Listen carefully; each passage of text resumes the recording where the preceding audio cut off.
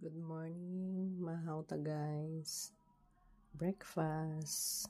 Kain. Chia water with honey. Ito yung 5 black cereal. Tapos ito yung Kit-Kat.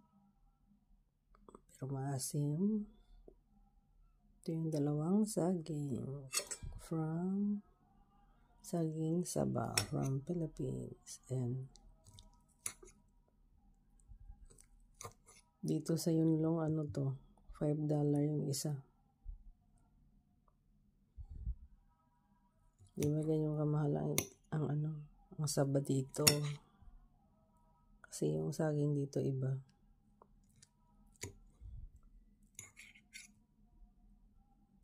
Ito yung galing sa Pinas. Ayan, napakamahal niya. Kain na guys. Today is Monday, September pala, 29. Let's eat. Bye. Thank you for watching.